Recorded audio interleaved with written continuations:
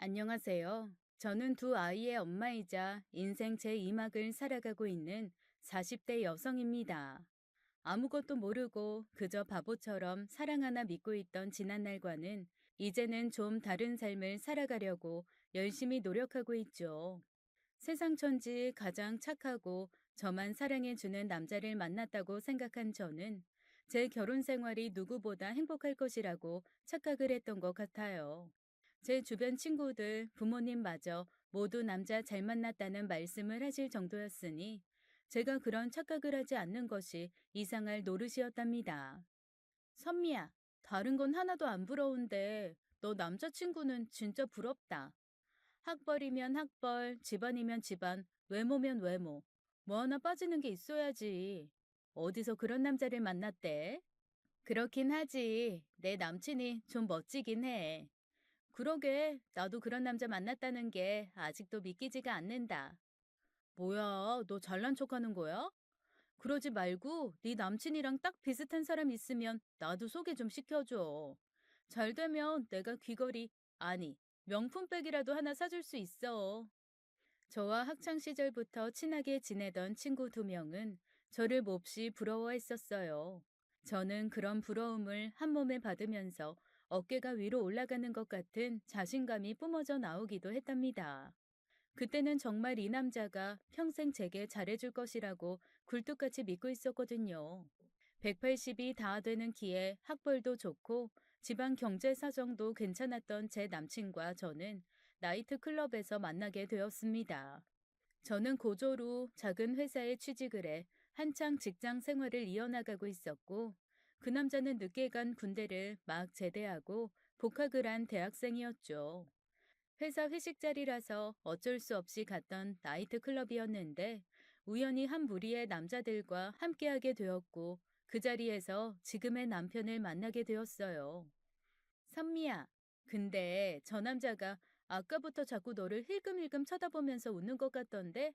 좋겠다. 네? 아, 아니에요, 언니. 저를 왜 보겠어요? 언니 보는 거 아니에요? 오늘 옷도 예쁘고 그래서. 저 남자가 무슨 사시니? 나랑 눈이 안 마주치는데 뭘? 멀끔하게 잘생겼는데 잘해봐라, 얘. 혹시 연애에 대해 궁금한 거 있으면 언제든 연락하고. 내가 이래봬도 연애 박사 아니겠니?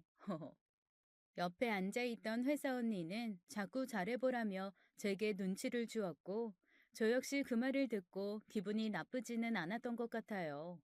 아니, 어쩌면 그 말을 듣고 난 후부터 계속 그 남자를 힐끔거리고 쳐다보면서 화장실에 가서 화장도 다시 고치고 옷매무새도 매만지곤 했었죠.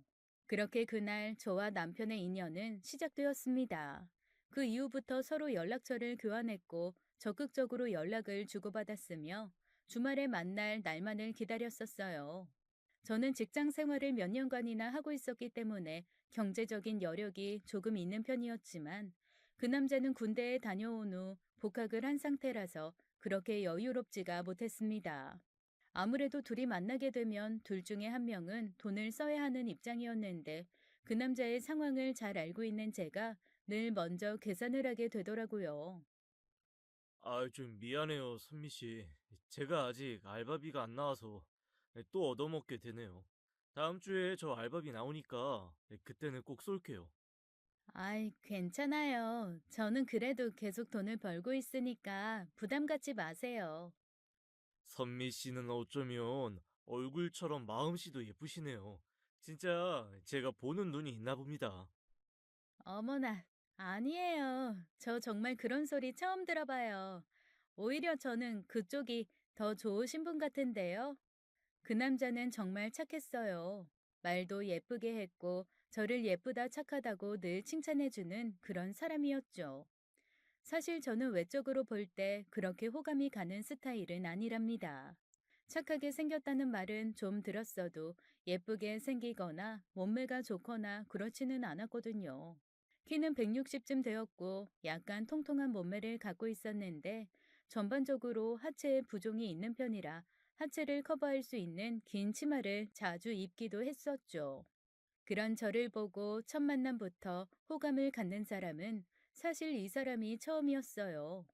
그래서 제가 더 믿음이 갔던 것 같습니다. 저희 집안 분위기는 공부에 아주 크게 열중하는 편은 아니었어요. 부모님 모두 고등학교를 졸업하시고 공장에서 일을 하시며 생계를 이어나가셨고, 저와 여동생 모두 대학에 대한 큰 학구열보다는 빨리 돈을 벌어야겠다는 생각이 더 많았었죠. 집안 분위기상 여유가 없다 보니 공부에 대해 크게 흥미를 느끼지는 못했던 것 같습니다. 다행히 고등학교 때까지 친구 관계도 좋고 자격증도 준비해 놓은 것이 있어서 작은 회사지만 나름대로 실력을 인정받고 다니고 있었고요. 그런 제가 대학교에 다니는 남자를 만날 것이라고는 상상도 하지 못했었죠. 이전에 만났던 남자친구는 저희 회사 거래처에서 일을 하던 사람이었는데 저와 똑같이 고등학교를 졸업한 사람이었거든요. 아무튼 이 남자는 이름만 대면 알만한 꽤 좋은 대학교에 재학 중이었고, 언뜻 들어보니 아버지도 무슨 사업을 운영하고 계시는 분이셨습니다. 처음에는 이런 것들이 조금 부담스럽기도 했어요. 서로 비슷한 유대관계가 형성이 돼야 하는데 그렇지 않은 것 같아서 말이죠. 하지만 제가 이런 부분에 대해서 조금 걱정하며 이 남자에게 다가가지 못하고 있을 때, 이 남자는 제게 한 걸음 더 다가와 주었습니다. 선미 씨, 저는 그저 선미 씨 자체를 너무 좋아해요. 사람과 사람이 만나는 데 있어서 그 어떤 것도 중요하지 않다고 생각해요. 학벌 같은 것도 전혀 상관없다는 말이죠. 아이, 그래도 대학교에 다니고 있는 사람을 만나시는 게 더 좋지 않으세요? 대화도 잘 통하실 거고. 그런 게 어딨어요. 저는 그런 거 전혀 신경 쓰지 않는 사람입니다. 대학교에 다닌다고 대화가 잘 통하고 안 다닌다고 대화가 안 통하고 뭐 그런 법이 어디 있답니까? 그러니까 혹시라도 그런 것 때문에 신경 쓰이고 제게 다가오기가 버겁다면 절대로 하나도 신경 쓰지 말아달라고 이렇게 말해주는 거예요. 그리고 선미 씨 정말 착하고 충분히 매력적인 사람인걸요. 그 남자의 이런 멘트들에 저도 모르게 홀라당 넘어가 버렸고, 어느새 저의 하루는 그 남자의 생각으로 가득 차 있었습니다. 아침 출근하는 길에 오는 문자, 점심에 맛있는 건 먹었냐는 문자, 그리고 오후 나른한 시간쯤에 저를 웃겨주는 문자를 단 하루도 빠짐없이 보내주었는데, 정성도 그런 지극정성이 따로 없더라고요. 한 번은 제가 회사에서 너무 스트레스를 받아 몹시 기분이 다운되어 있었는데, 어떻게 그걸 알고 저 대신 욕을 엄청 속 시원하게 해주었습니다. 제 마음을 이해해주고 작은 것에도 관심을 가져주는 그 남자에게 저는 어느새 푹 빠지고 말았죠. 그리고 얼마 지나지 않아 자연스럽게 저희는 연인이 되어 있었어요. 오랜만에 하는 연애라서 그런지 예전보다 더욱 설레었고, 하루 종일 남자친구 생각밖에 하지 않았던 것 같습니다. 부모님이 저를 보고 왜 자꾸 피식피식 웃느냐고 말씀하셨는데, 그게 다 남자친구 때문이었거든요. 우리 딸, 무슨 좋은 일 있어? 왜 그렇게 피식피식 웃어? 너 혹시 연애해? 응? 어떤 사람이길래 우리 선미가 이렇게 푹 빠져버렸나? 진짜 세상에서 제일 착하고 나만 사랑해주는 남자라고나 할까? 엄마, 나 요즘 너무 행복해. 예전에 만났던 남자들하고는 비교도 되지 않을 정도로 많이 많이 행복해. 아이구야, 우리 딸이 이 정도로 말하는 남자는 도대체 어떤 남자일까? 너무너무 궁금하네. 그래, 엄마는 너만 행복하다면 다 좋아. 꼭 재밌게 연애하고 우리도 소개시켜주고, 알았지? 저희 부모님은 제가 행복해하는 모습을 보시며 저보다 더 기뻐하셨어요. 부모님은 가진 것은 풍족하지 않으셨지만 늘 밝고 건강하게 저희를 키우신 분들이십니다. 사람들 인상을 보면 우상이라고들 하잖아요. 저희 부모님이 딱 그 우상을 가지고 계셨죠. 두 분 모두 가정 환경이 좋지 않아 고등학교를 졸업하시고 공장에 취직을 하셨고, 그곳에서 너무나도 성실하게 일을 하신 덕분에 인정도 받으셨고, 그 덕분에 남들한테 아쉬운 소리 하면서 살지는 않으셨습니다. 저와 동생은 그런 부모님 밑에서 항상 밝게 지냈으며, 부모님과도 서로 비밀이 없이 가깝게 지낼 수 있었어요. 남자친구와의 연애를 하는 초반에는 정말 많이 행복했습니다. 구름 위를 둥둥 떠다니는 느낌이 바로 이런 것인가 싶을 정도로 말이죠. 하루에도 몇 번씩 저의 안부를 물어주고 또 제가 하고 싶다고 하면 무슨 일이든 다 긍정적으로 대답해주는 남친이 세상에서 가장 착한 사람이라고 생각했어요. 자기야, 이번에 새로 나온 영화 보고 싶은데 이미 매진돼서 자리가 없네. 아, 그래? 잠깐만 기다려봐. 우리 자기가 보고 싶다면 내가 주변 인물들 총동원을 해서라도 어떻게든 구해볼게. 남친은 그날 친구들에게 전화 수십 통을 돌려서 이미 영화 티켓을 예매한 친구를 찾아내었고 결국 그 영화를 저희가 볼 수 있었습니다. 저를 위해 이렇게까지 해주는 남친은 이 사람이 처음이었어요. 제 친구들은 이런 남친을 만난 저를 늘 부러워했고 그 부러움은 가끔 시샘으로 표현되기도 했습니다. 아, 뭐야, 이선미. 완전 공주 대접 받네. 어디서 저런 남자를 물은 거야, 도대체? 능력도 좋다, 야. 이럴 줄 알았으면 나도 대학 안 가고 회사나 다니다가 나이트에서 저런 남자 하나 만날걸. 뭐? 야, 그런 말이 어딨어. 그게 뭐 대학이랑 무슨 상관이냐? 그냥 그날 운이 좋게 만난 것 뿐이지. 아니, 솔직히 그렇잖아. 죽어라 공부해서 대학 가고 그런 게 더 좋은 남자 만나서 잘 살려고 그러는 거 아니야? 우리 엄마는 그랬거든. 내가 대학 가면 만나는 남자가 달라질 거라고. 근데 이게 뭐냐? 너처럼 고졸해도 좋은 대학에 좋은 집안 남자 만나서 이렇게 누리는데 내 입장에서는 억울하지. 뭐라고? 참나. 친구라는 년이 어떻게 그렇게 말을 하냐? 억울하긴 뭐가 억울해. 나 진짜 서운해. 제 남자친구의 존재를 아는 친구가 이렇게까지 말을 할 정도이니 얼마나 괜찮은 남자인지 짐작이 가실 거예요. 시기와 질투, 그리고 사랑을 듬뿍 받으며 저는 그렇게 점점 깊이 사랑에 나갔습니다. 남자친구는 2년 후 대학을 졸업하고 괜찮은 직장에도 취직했어요. 저는 정말 남부러울 것이 하나도 없었습니다. 연애를 포함한 모든 일이 잘 풀려가고 있었거든요.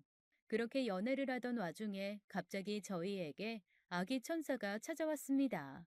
너무나 갑작스러운 일이라 놀라긴 했지만 저는 차분하게 남자친구에게 결혼 이야기를 꺼냈어요.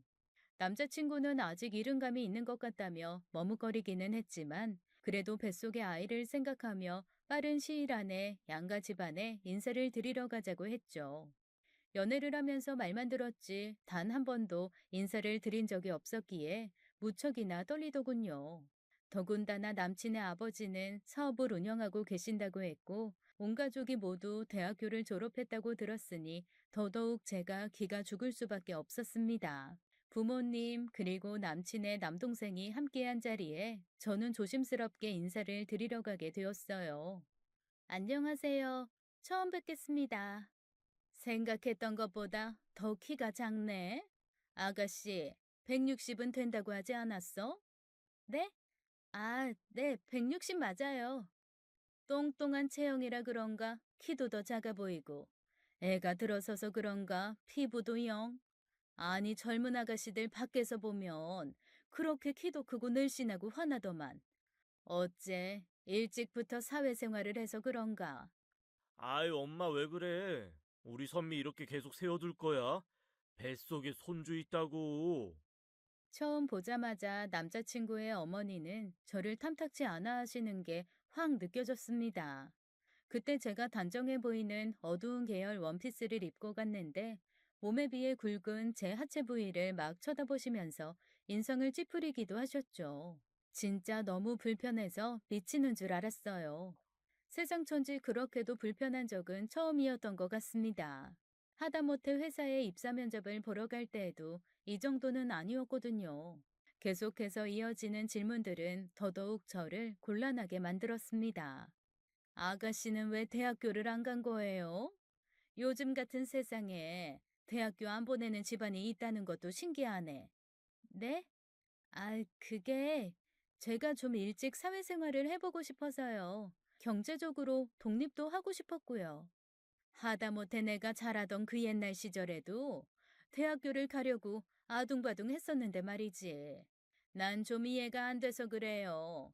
뭐 어쩌다가 우리 아들이 아가씨를 만나게 돼서 아이까지 만들었는지는 모르지만 아이의 머리는 엄마를 닮는다고 하던데 그것도 걱정이고. 예비 시어머니의 말투는 칼날같이 날카로웠습니다. 옆에 있던 남자친구는 엉덩이를 들썩거리며 안절부절하지 못했지만 자신의 엄마가 하는 말을 더 이상 막지는 못하더군요. 얼마나 성격이 완고하신지 주변 사람들 눈치도 보지 않고 하고 싶은 말, 궁금한 말 모두 다 하셨죠. 예비 시아버지도 같은 분위기셨습니다. 무례한 질문을 하시는 예비 시어머니를 말리기는커녕 궁금한 듯 끝까지 이야기를 들으시려고 저를 빤히 쳐다보고 계셨는데 그 눈빛이 너무 매서워서 눈빛을 어디에 둬야 할지 모르겠더군요. 그나마 그 집에서 남자친구의 동생은 멀쩡해 보였습니다. 자신의 엄마가 무례한 질문을 할 때마다 눈초리를 보냈고 제가 대답하기 곤란한 일이 생기면 따뜻한 차를 마시라고 얘기해 주기도 했어요. 하나를 보면 열을 한다고 그런 모습만 보아도 대충 어떤 사람인지 짐작이 갔죠. 너무나도 불편한 자리가 겨우 끝이 나고 밖으로 나왔는데 남자친구의 남동생이 따라 나왔습니다. 저기, 오늘 많이 불편하셨죠? 죄송해요. 제가 대신 사과드릴게요. 아, 아니에요. 사과는 무슨 사과요. 틀린 말씀 없으셨는데요, 뭘. 하지 않아야 할 말을 너무 많이 하셔서 제가 다 죄송하고 민망했어요. 저희 엄마가 좀 어려운 거 모르고 사셔서 더 그러신 것 같아요. 뱃속에 아이도 있으신데 혹시나 스트레스 받으셨으면 어떡할지 걱정이네요. 어쩌면 그런 부모 밑에서 이런 자식이 나왔는지 놀라울 정도로 겸손하고 예의가 바른 사람이었죠. 남자친구가 집으로 바래다 주는 내내 저는 어떤 말도 할 수가 없었습니다. 매우 불쾌했고 무시당한 이 느낌을 떨쳐낼 수가 없었거든요. 그렇다고 아이까지 생긴 마당에 결혼을 안 할 수도 없고 참으로 여러 가지 생각이 드는 시간이었습니다. 집으로 돌아가니 저희 부모님이 인사 잘 드리고 왔느냐며 이것저것 물어보셨어요. 생전 부모님과 저 사이에는 비밀이라고는 없었는데 이날 이후부터 조금씩 비밀이 생기기 시작했습니다. 차마 그 집에서 들었던 말들을 그대로 할 수가 없었거든요. 그냥 모든 것이 다 괜찮았고 좋으신 분들, 그리고 집안의 경제력도 있는 아주 훌륭한 시댁이라고 말씀을 드렸어요. 그리곤 방으로 들어가 깊은 한숨을 내쉬었습니다. 그리고 그때부터 저는 엄청난 스트레스에 시달리기 시작했어요. 곧 잡힌 상견례 자리에서는 예비 시부모가 대놓고 저희 부모님을 무시하는 발언을 하셨고, 그것 때문에 저희 아빠는 전에 없던 고혈압과 두통에 시달리셨습니다. 항상 웃음이 많고 평온하기만 했던 저희 집은 예비 시부모님을 만나면서부터 뭔가 계속 어둡고 그늘지기 일쑤였어요. 밥을 먹을 때에도 TV를 볼 때에도 가족들의 웃음보다는 한숨 섞인 말들이 쏟아져 나왔죠. 여보, 우리 선미 예단하려면 적금도 깨고 대출도 받아야 할 텐데 대출이 잘 나오겠죠? 그러게나 말일세. 아이, 집담보대출 받으면야 뭐 그 정도는 안 나올까 싶은데 사실 나는 예단은 둘째치고 우리 선미가 무시당하고 그럴까봐 그게 더 걱정이네. 그러게요. 이럴 줄 알았으면 무슨 수를 써서라도 열심히 공부시켜서 억지로라도 대학 문턱 밟게 했어야 하는 건데. 이제 와서 후회하면 뭘 하겠소. 그저 우리 선미 건강한 아이 낳고 잘 살기만을 바래봅시다. 아이, 설마 아니 손주까지 생긴 마당에 선미한테 뭐라고 하겠소? 안 그러? 부모님의 말을 듣고 저는 조용히 제 방으로 들어갔습니다. 마땅히 해드릴 말도 없고 왠지 제가 잘못한 것만 같아서 몸둘 바를 모르겠었거든요. 하필 또 입덧은 왜 그렇게도 심한 건지 속이 미식미식거리고 두통까지 생기니 이 현실이 막막하기만 했었죠. 저는 마음속으로 다짐하고 또 다짐했어요. 마음 단단히 먹자. 뱃속에 내 아이랑 내 남친만 생각하면 돼. 시부모님이랑 같이 살 것도 아니고. 그리고 내 남친 세상 천지 나밖에 모르는 착한 순딩이잖아. 설마 하니 내가 무시당하고 그러면 가만히 있겠어? 그래, 그래. 여자는 약해도 엄마는 위대하다고 했어. 난 위대하고 강한 엄마가 될 거야. 꼭. 마음속으로 몇천 번이나 다짐을 하고 저는 결혼을 했습니다. 다행히도 남들이 다 부러워할 만큼 착하고 괜찮은 남편을 만난 덕분에 신혼생활은 많이 행복했었죠. 첫째 아이를 낳고 2년 터울로 둘째 아이까지 생겨 정신없이 바쁜 나날들을 보냈었어요. 집에서 조금씩 부업도 하면서 동네에 있는 또래 엄마들과 친하게 지내기도 했습니다.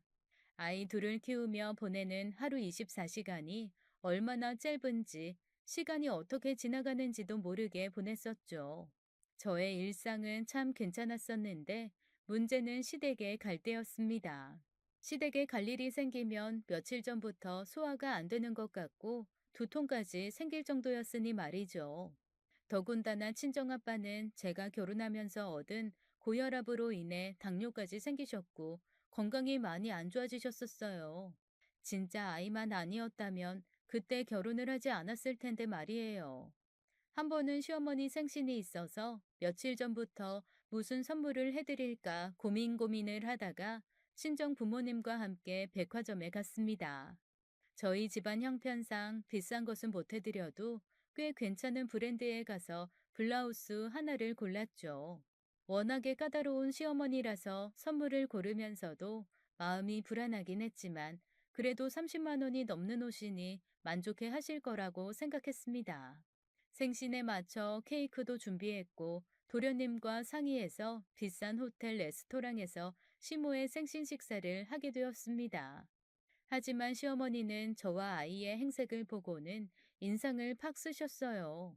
아니, 얘, 너는 이런 데 오면서 옷꼬라지가 그게 뭐냐? 응? 아주 티를 내라, 티를 내. 아, 어머님, 아이 낳고 살이 쪄서 옷도 잘 안 맞고 그래서요. 죄송해요. 죄송할 짓을 뭐하러 해? 동네 창피해서 원. 얘 꼬라지는 또 그게 뭐고? 아유, 정말. 못 배운 티를 여기서 이렇게 내니? 내 생일이 뭐 1년에 12번씩 있는 거야? 달랑 1년에 한 번 있는 이 날을 겨우 이렇게밖에 못하냐고. 짜증나 정말. 죄송해요, 어머님. 다음에는 꼭 더 차려입고 올게요. 아이도 더 차려입히고 살부터 빼라. 젊은 애가 돼가지고 꼬라지하고는. 난 정말 너 같은 애가 내 며느리가 되리라고는 상상도 못했다. 청승을 떨려면 니네 친정이나 가서 떨어. 짜증을 잔뜩 부린 시모는 그렇게 인상을 팍 쓰신 채로 식사를 이어나가셨고 뒤이어 제가 준비한 케이크와 생일 선물도 못마땅해 하셨습니다. 더군다나 저희 친정 부모님이 함께 고른 블라우스를 보시더니 촌스럽고 격 떨어진다면서 안 입는다고 하셨어요. 이거 너나 갖다 입어라. 어떻게 이런 걸 고르냐? 그 넓은 백화점에서. 아무튼 못 배우면 보는 눈도 없다니까. 해, 엄마 그만 좀 해. 우리 오늘 기분 좋게 엄마 생신 축하해 드리러 온 거잖아. 그만하고 얼른 스테이크나 썰으세요, 박 여사님. 얘는 내가 무슨 말만 하면 꼭 자르더라. 내가 뭐 틀린 말 했어? 너 엄마 스타일 몰라서 그래? 압류, 압류. 다 알죠. 우리 박 여사님 고급지고 똑똑하신 거 다 알죠. 제가 이번 주에 백화점 모시고 가서 마음에 드는 거 사드릴 테니까, 아이, 걱정하지 마시고 얼른 드세요, 얼른. 그나마 도련님 덕분에 시모의 잔소리 폭격은 끝이 났습니다. 솔직히 너무나 화도 나고 짜증도 나더라고요. 아무리 마음에 들지 않아도 사돈이 준비한 선물을 어떻게 그런 식으로 말을 할 수가 있는 거죠? 이해를 하려고 해봐도 도무지 이해가 되지 않았습니다. 더군다나 옆에서 아무 소리 안 하고 가만히 있는 남편 꼬라지가 더 얄미웠어요. 결혼 전에는 무슨 일이 있어도 제 편만 들어주더니 결혼한 지 얼마나 됐다고 슬슬 변하는 것 같았죠. 너무 짜증나고 황당한 마음에 집으로 가는 길에 남편에게 얘기를 꺼냈습니다. 여보, 아까 왜 아무 말도 안 하고 있었어? 어머님이 그렇게 말씀하시는데 정말 너무하신 거 아니야? 뭐가 너무해. 당신 우리 엄마 취향 몰라? 그런 옷은 입지도 않는다고. 어디서 그런 촌스러운 걸 골라와서는? 뭐? 그거 우리 형편에 비싸고 좋은 거고, 우리 부모님이 직접 고르신 거야. 당신이 어떻게 그런 말을 할 수가 있어? 아니, 그러니까 한번 사드릴 때 좀 잘 사드리지 그랬어. 그러면 이런 일도 없고 오히려 당신도 더 잘 보일 수 있는 건데. 아야, 나 그리고 다음 달에 회사 그만둬. 아빠가 아빠 사업체로 들어오래. 공장이 많이 바쁜가 봐. 할 일 많다고. 아무 상의도 없이, 그건 또 무슨 소리야? 바뀌는 거 아무것도 없으니까 신경 쓸 필요도 없어. 오히려 아빠 회사 들어가면 더 좋지 뭘 그래?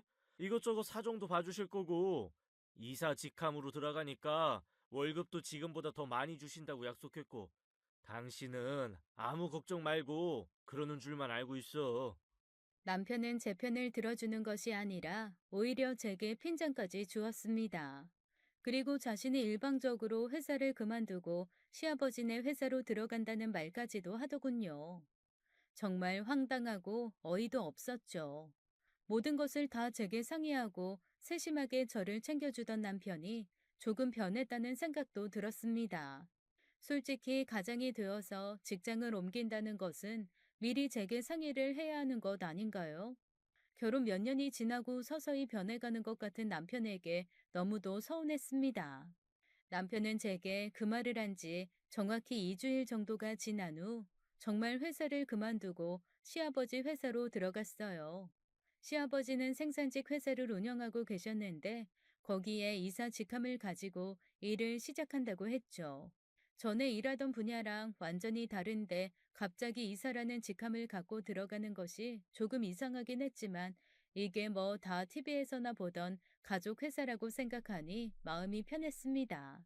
더 긍정적으로 생각해보면 시아버지 회사이기에 월급도 더 많이 주고 여러 복지도 더 잘 챙겨줄 것이라는 생각도 들더군요.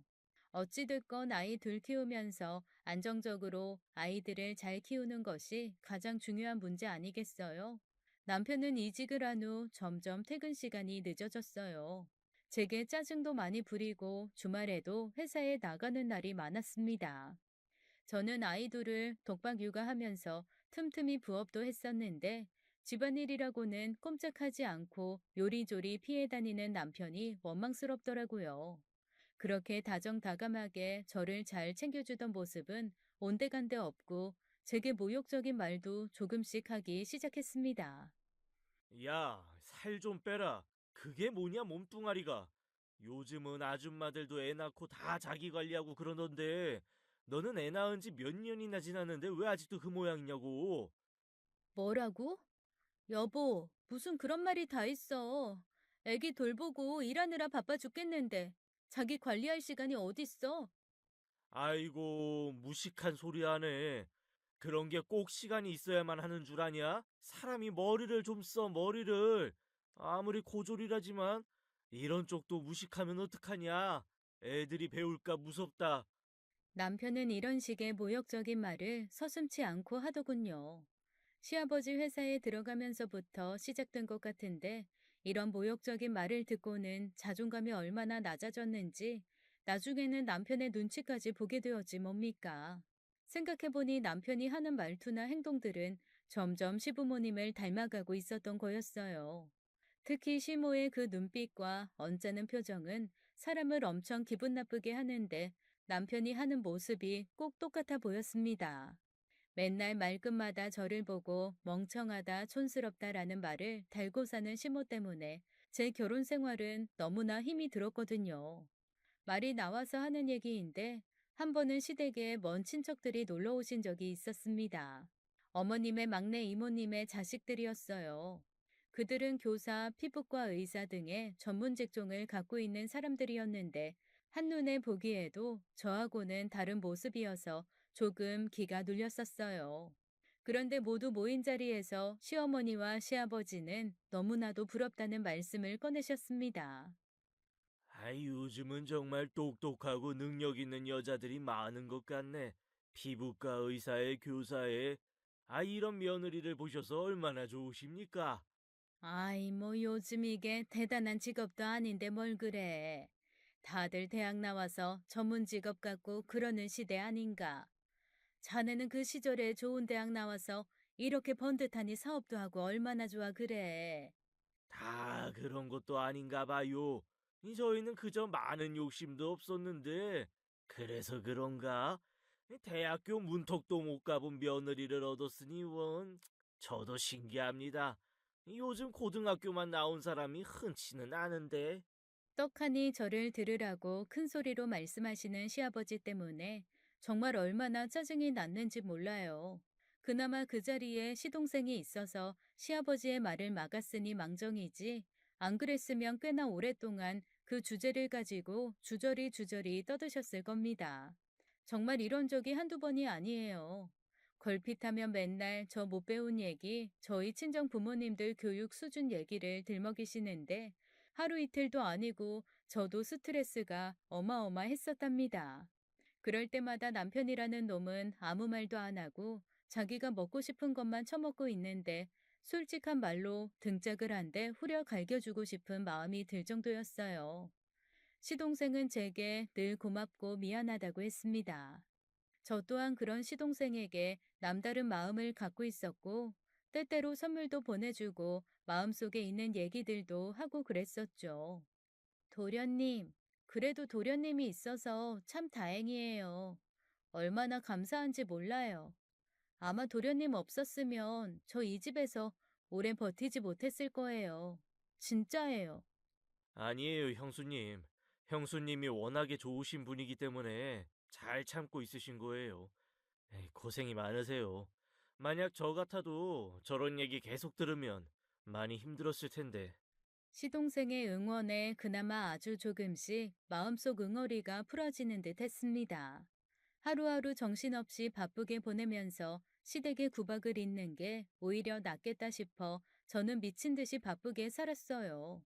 한편으로는 자식들한테도 일을 하고 멋진 엄마가 되고 싶어서였는지도 모르겠습니다.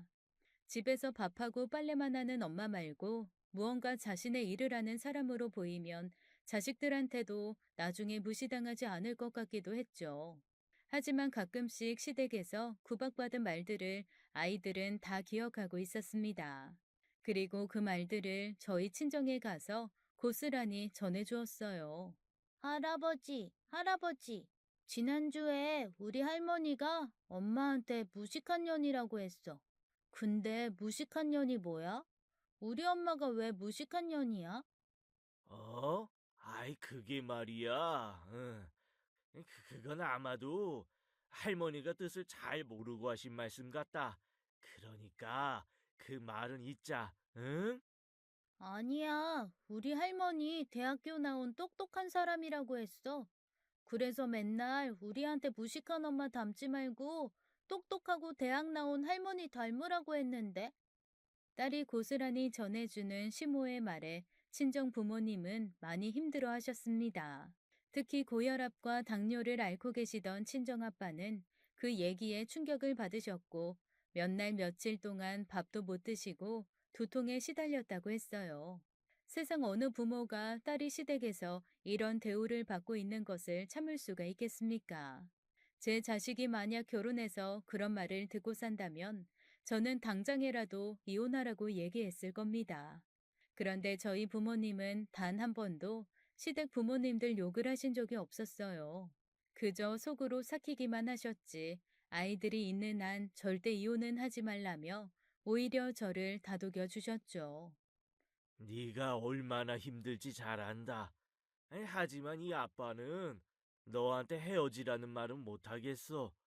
어찌됐건 네가 낳은 자식들이니 이 성인이 될 때까지 책임을 지어줘야지. 안 그러냐? 괜히 이혼했다가 이 아이들이 상처받아 삐뚤어지면 안 되잖아. 아빠, 나도 그래서 많이 참고 있어요. 하루에도 몇 번씩 끓어오르는 분노를 참느라 많이 힘드네. 결혼이 그렇게 쉽지는 않은 건가 봐.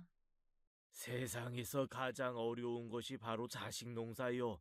이 자식 농사 잘 지으려고 지지고 볶고 싸워도 이혼은 안 하는 거고 우리 딸 장하다 장해. 친정아빠의 말을 들으니 다 이해가 되더군요. 저 또한 그 말에 동의해서 최대한 참으려고 10년이 넘는 세월을 버티고 또 버티며 노력했었죠. 하지만 더 이상 참을 수 없는 일이 일어나고 말았습니다. 시아버지의 회사에 다니던 남편이 그곳에 다니던 여직원과 심상치 않은 사이라는 것을 알게 된 것이죠. 허구한 날 술 먹고 늦게 들어오고 주말에도 출장이니 워크숍이니 나가던 남편의 점퍼 속 영수증을 발견한 순간 저는 직감적으로 눈치를 챘습니다. 이름만 대면 알만한 여성 주얼리 매장에서 100만 원이 넘는 금액을 카드로 긁었더군요. 그리고 그 날짜를 살펴보니 제게는 회사 워크숍을 간다고 했던 날이었습니다. 누가 봐도 확실한 정황이었고 저는 그 순간 시아버지가 너무나 원망스러웠어요. 이러려고 자기 아들을 회사로 불러들였나 싶고 제가 알 정도로 꼬리가 길었으니 그동안 얼마나 많이 자기 아들의 바람 피우는 것을 봐줬을 겁니까? 너무 어이가 없고 황당해서 이혼을 결심했습니다. 더 이상 그 무엇도 버틸 수 있는 이유가 없었거든요. 시댁의 모욕과 구박도 힘들어 죽겠는데 거기에다가 남편의 바람이라니. 이건 돌부처라도 참기가 힘들 것입니다. 남편에게 물어보았는데 말도 안 되는 헛소리라며 저를 무슨 의부증 있는 사람 취급을 하더군요. 네가 이제는 아주 미쳤구나. 어떻게 그런 소리를 해? 열심히 일해서 돈 갖다 바치니까 이제 그런 쓸데없는 상상까지 하냐? 심각하다 정말. 됐어. 당신 영수증뿐만 아니라 당신 회사 사무실에 있는 이 대리한테 연락해서 내가 다 물어봤어. 사무실에 간다고 하고 딴 년이랑 놀러 가고 비싼 선물 사고 그런 거 내가 모를 줄 알아? 당신 집안에서 나를 그렇게 무시하더니 이제 당신까지 무시하냐? 더 이상은 못 참아. 더 이상은. 못 참으면 네가 어떡할 건데? 참나. 고졸 주제에 어디 가서 밥벌이라도 제대로 하지도 못하는 것이 자존심만 세가지고 큰 소리 치기는. 여기서 또 나오는구나. 그놈의 고졸. 그놈의 무식하다는 소리. 똑똑히 들어. 나 당신보다 안 무식해. 더는 인격적으로 무식한 놈이야. 알아? 남편과 한바탕 싸움을 한 채 굳은 마음을 먹고 이혼을 하겠다는 뜻을 밝히러 친정으로 향했어요. 아빠가 요 근래 계속 두통이 심하셨고 뒷목이 저릿저릿한다는 것을 알고 있었지만 저도 더 이상은 참을 수가 없었습니다. 현관문을 열고 부모님 얼굴을 보자마자 눈물이 왈칵 쏟아졌고 순식간에 저는 엉엉 소리내어 우는 어린 아이가 되어버리고 말았어요. 제 모습을 본 엄마는 깜짝 놀라서 제게 무슨 일이냐고 물어보셨고 직감적으로 제게 안 좋은 일이 있다는 것을 깨닫게 되셨죠.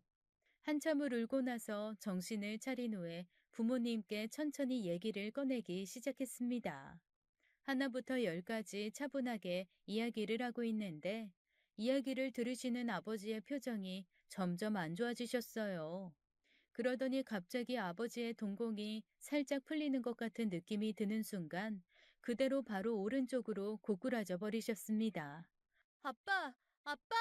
곁에 있던 저희들은 얼른 아빠를 일으켜 보려고 애를 썼지만 이미 아빠는 정신을 잃으신 것 같았어요.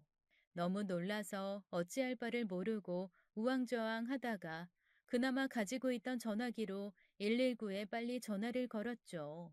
잠시 후 응급차를 타고 병원으로 옮겨가신 아빠는 뇌출혈이라는 진단을 받으셨고 그 즉시 수술에 들어가셨습니다. 그 모든 것이 정말 꿈만 같았어요. 너무 많은 일들이 동시에 일어나다 보니 사람이 멍해지는 그런 느낌까지 들었죠. 아빠가 편찮으신 것이 다 저 때문인 것만 같았고 그냥 너무 죄송한 죄인이라 고개를 참아들 수조차 없었습니다. 엄마는 아빠가 요 몇 년 사이 부쩍 많이 힘들어 하셨다고 하시면서 제 탓이 아니라고 말씀하셨지만 저에게는 위로가 되지는 못했어요. 아빠는 수술을 하며 뇌에 종양까지도 있다는 결과를 듣게 되었고 수술 경과는 좋지 않았습니다. 오랜 시간에 걸친 대수술이었지만 수술 후에도 중환자실로 들어가 깨어나지 못하신 상태가 되고 말았죠. 정신이 다 혼미하고 뭐를 어떻게 해야 할지를 모르겠더군요. 당장에 누구한테 의지할 곳도 없고 그래도 이럴 때 남편이 생각났습니다. 아무리 저를 모욕하고 바람까지 피운 놈이라지만 막상 이런 상황이 되니 그래도 남편에게는 연락하고 싶었거든요. 여보, 저기 그게 말이야. 우리 아빠, 우리 아빠가 아니, 왜? 장인어른이 왜? 말해봐, 얼른. 그게 나 지금 병원이고 아빠가 수술 받으셨는데 글쎄 깨어나지 못하실 것 같다고 의사가 그랬어. 나 어떡하지? 이거 다 당신 때문이라고. 당신이 그러지만 않았어도. 아니, 그게 왜 나 때문이야? 아닌 밤중에 홍두깨도 아니고 장인어른 수술 받으신 거랑 나랑 무슨 상관인데 도대체 무슨 병인 거냐? 어? 언제까지 그러고 계셔야 하는 건데? 아이, 나 내일 밤 비행기로 괌 가야 되는데. 뭐, 뭐라고? 당신 지금 뭐라 그랬어? 괌을 간다고? 괌? 아유, 그래. 그거 우리 부모님이랑 작년부터 예약해 둔 거야. 어쩔 수 없잖아. 암튼, 내일 내가 들릴게. 남편이라는 놈은 제가 생각한 것 그 이하였습니다. 지금 이 와중에 괌으로 여행을 간다는 말을 하는 것을 보니 인간이기를 포기한 듯 싶었죠. 역시 저와 저희 친정은 남편에게는 그저 무시당해도 좋을 그런 사람들인가 봅니다. 너무나도 기가 막힌 상황에 저는 남편에게 쌍욕을 해버리고 일방적으로 전화를 끊었어요.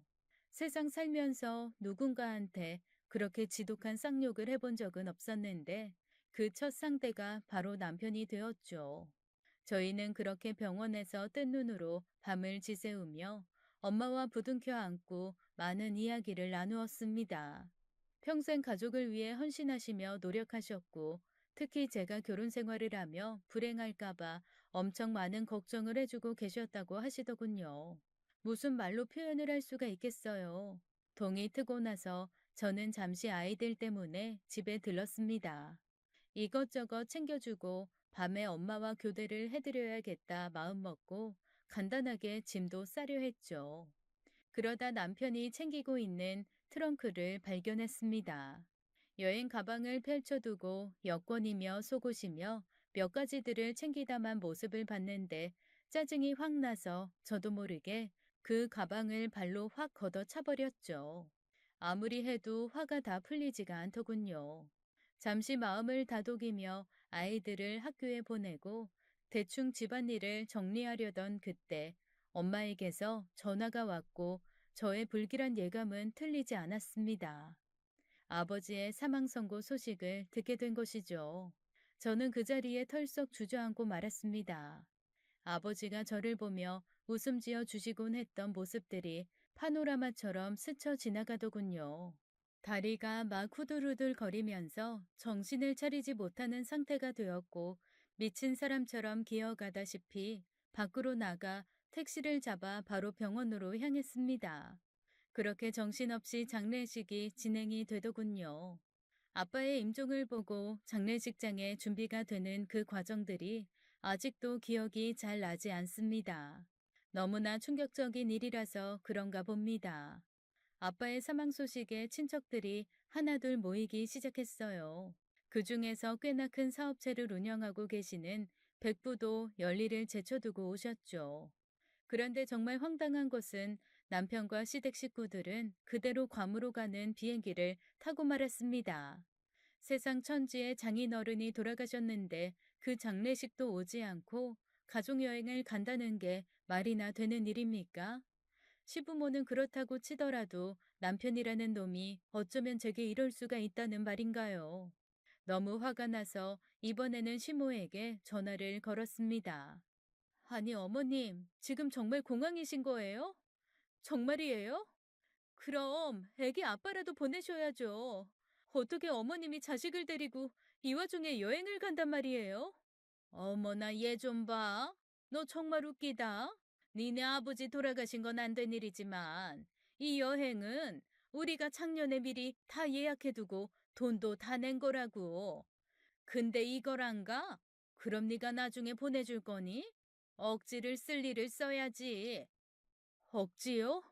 이게 억지예요?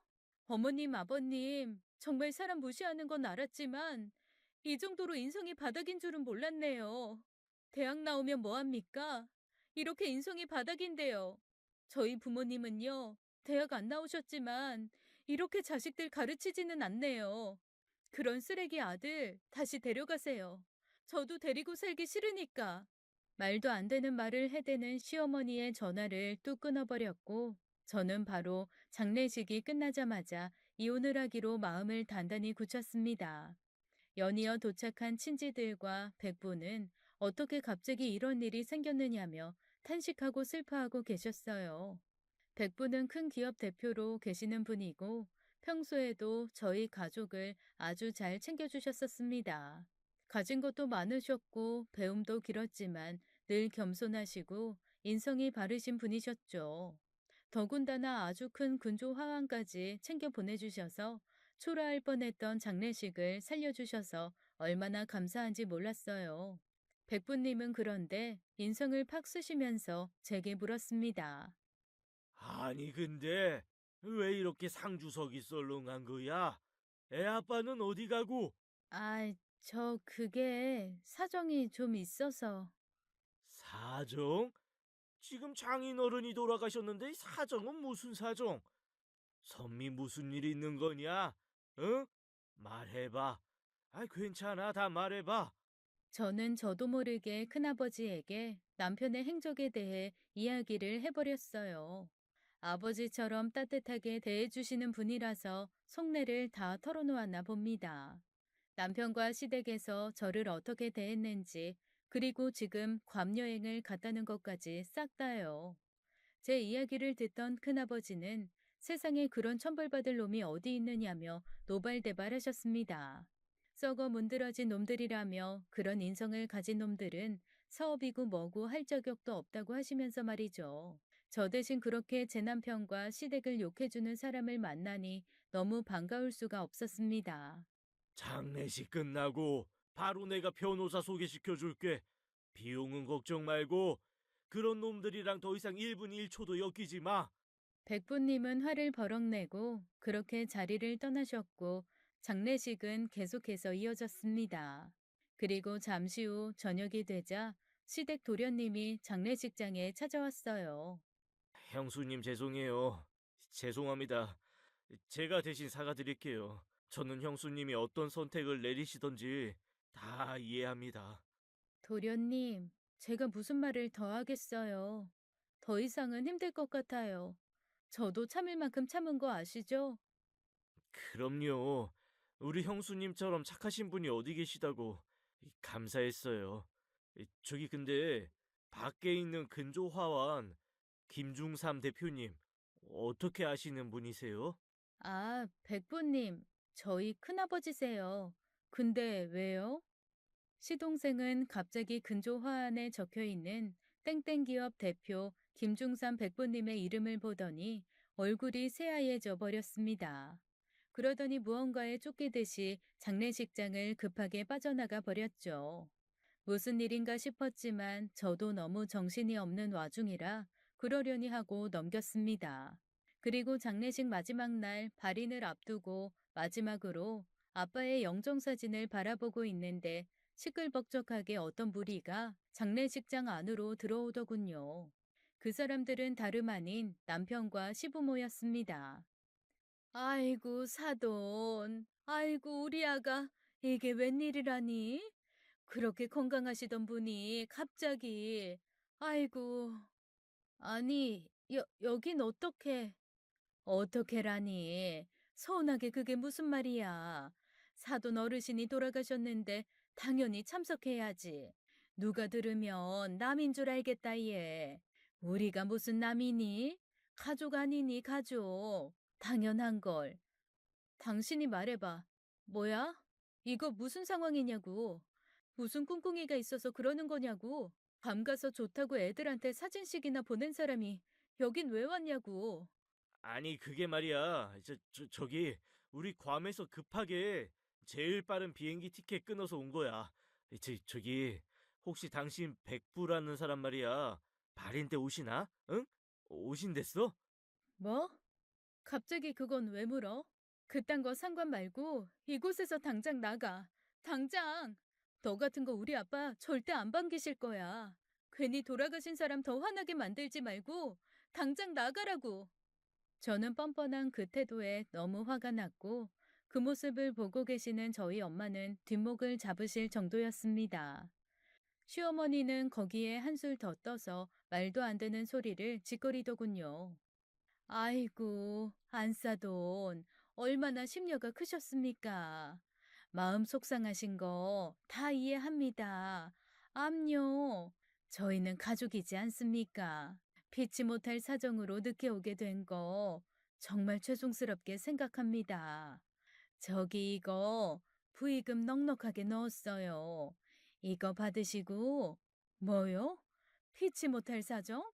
괌으로 가족여행 간 게 피치 못할 사정? 난요, 못 배웠지만 우리 자식들 이따위로 인성교육 시키지는 않았네요. 당장에 이 자리에서 나가세요. 당장! 뻔뻔한 그 꼬라지 보다가 저도 화병으로 쓰러질 것 같으니까. 그리고 우리 소중한 딸, 더 이상 그 집 식구 안 합니다. 내가 우리 손주들 다 키워줄 거고, 내가 데리고 살 거예요. 아셨어요? 저희 친척들은 시댁 식구들을 반강제로 장례식장에서 나가라고 밀어냈습니다.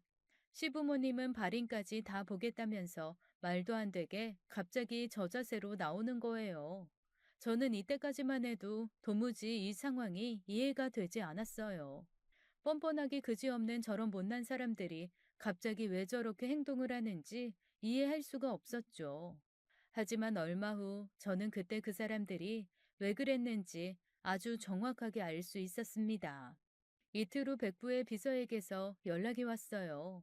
저를 위한 변호사를 선임했다고 사무실로 나와달라고 했고 제 시아버지의 이름을 대면서 몇 가지를 물으셨죠. 뭔가 좀 이상했지만 확인을 해드렸고 그 뒤로 변호사를 만난 후 바로 이혼에 돌입했습니다. 백부님의 사무실에 가서 저는 모든 사실을 알 수 있었어요. 백부님에게 무릎을 꿇고 사정사정하는 시아버지의 모습을 보았죠. 시아버지는 제발 거래를 끊지 말아달라며 백부에게 사정사정을 하고 계셨습니다. 알고 보니 백부는 시아버지가 운영하고 있는 사업체에 물건을 납품받는 아주 큰 회사였던 것이죠. 시아버지는 작은 사업체를 운영하고 계셨는데 그러니까 그곳에서 생산하는 물건들을 백부님의 회사로 납품하는 것이었습니다. 백부님의 회사는 아주 많은 곳의 물건들을 납품받아 운영하는 곳이었는데 시아버지 회사 말고도 수많은 곳에서 납품을 하고 싶어 줄을 서고 있었어요. 그러니까 굳이 백부님은 시아버지 회사에서 생산되는 물건을 안 받아도 단 0.1의 타격도 없는 것이죠. 저는 그렇게 백부님의 사무실에 갔다가 무릎까지 꿇고 사정사정하는 시아버지의 모습을 보게 되었습니다. 시아버지는 저를 보더니 화들짝 놀라며 제게 다가왔어요. 저기 얘야, 아이 며느리야, 아니 내 말 좀 들어봐라, 응? 그게 말이다. 내가 애초부터 그런 거 아니고 사람이 자식 키우다 보면 누구나 그런 마음이 드는 법이 아니겠냐. 너도 자식 키우니까 내 마음 알 거 아니야. 여기 좀 대표님께 잘 좀 말해줘라, 응? 아이 가족 좋다는 게 뭐냐? 아버님, 아니, 이제는 아버님이라고 부르지도 않을 거예요. 제가 여기 왜 왔는지 아세요? 변호사 만나러 왔어요. 이혼 변호사요. 저 바로 이혼할 거고 더 이상 아버님을 비롯한 그 집 식구들과 그 어떤 말도 섞고 싶지 않습니다. 아이, 왜 그러냐? 너무 성급하게 홧김에 그러지 말고 잘 좀 생각해 보거라. 너 서운한 거 다 안다, 알아. 내가 그때는 잠깐 정신이 나갔었나 보다. 아이, 그놈의 여편네가 하도 괌괌 노래를 불러서 내가 그만 돌아가신 사돈 어른 계신 곳도 내가 지금 갈 거다. 사죄할 테니까. 자식 키우시니까 잘 아시겠네요. 자기 자식이 이렇게 그지 같은 집안에서 모욕당하고 살았던 세월이 얼마나 속상한지. 그러니까 이제 그만한다고요. 말도 안 되는 핑계 그만 대시고 이팔도 놓으세요. 얘야, 아가야, 제발. 우리 여기서 납품 끊으면 죽는다. 응? 제발. 시아버지는 제 팔을 잡고 놓아주지 않았지만 저는 그런 시아버지의 팔을 매몰차게 확 뿌리쳐 버렸습니다. 그동안 제가 받았던 수많은 서름과 모욕적인 말들이 또 한 번 떠오르면서 눈물까지 나더라고요. 백부님 역시 그런 시아버지에게 그만 좀 하라며 비서실에 호출을 해서 반강제로 쫓아내 버렸습니다.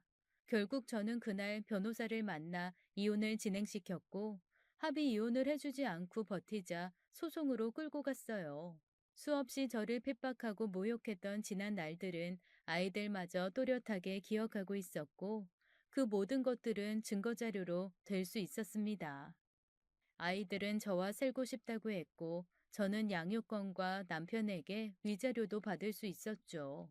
법원에서 만난 남편은 끝까지 제게 매달리며 이혼을 할 땐 하더라도 자신의 아버지 회사 좀 살려달라며 사정사정했습니다. 제가 백부님에게 말만 잘하면 충분히 지금이라도 뒤바뀔 수 있다고 하더군요. 자기야, 그게 말이야. 우린 남이지만 굳이 나를 이렇게 망하게 할 필요는 없잖아. 나 우리 애들 아빠야. 아빠가 멀쩡해야 양육비도 주고 그럴 거 아니야. 안 그래? 생각을 좀 해보고 다시 말 좀 잘해주라. 제발, 내가 이렇게 빌게. 무릎이라도 꿇을 수 있어. 닥치고 지금이라도 사람 대접받고 싶으면 조용히 물러가. 애들 양육비나 제대로 주고, 그래도 아빠니까 애들 가끔 만나서 밥이라도 같이 먹고. 내가 해줄 수 있는 건 여기까지야. 아이씨, 인연이 정말? 너 진짜 이럴 거야? 당장에 지금 우리 회사가 부도나기 일보 직전인데 이 사람이 인정머리 없이 무식하게? 네가 이렇게 무대포니까 무식하다는 말을 듣는 거라고.